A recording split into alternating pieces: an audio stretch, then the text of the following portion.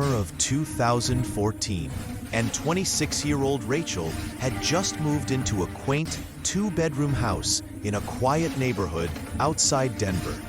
She was a freelance graphic designer, working from home, and loved the solitude.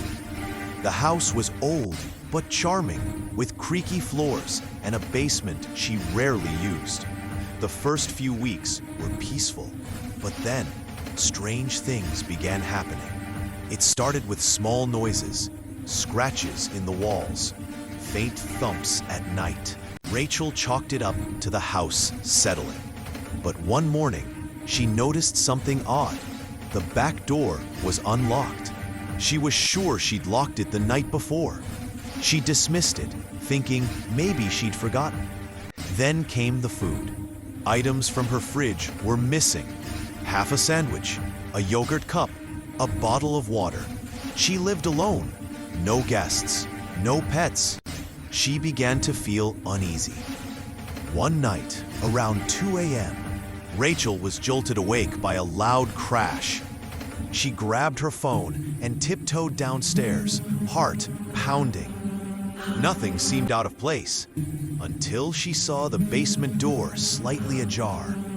She never left it open. She locked it, turned on every light in the house, and stayed up until sunrise. The next day, she called a locksmith and had all the locks changed. She also installed a security camera in her living room, pointing toward the basement door. That night, she slept with a knife under her pillow. 2 days later, Rachel reviewed the camera footage. At 3:17 a.m., the basement door slowly creaked open. A man, thin, pale, wearing a hoodie, stepped into the living room.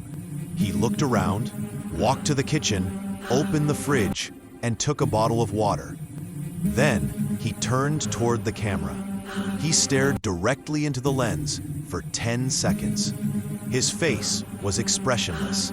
Then, he walked back into the basement and shut the door. Rachel screamed and called 911.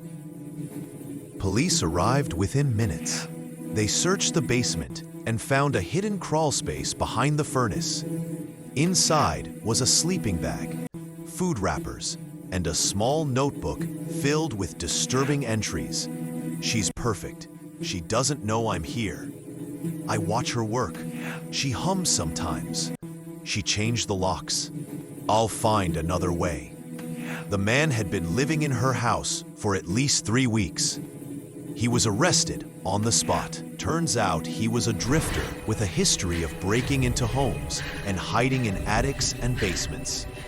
Rachel moved out the next day and never returned.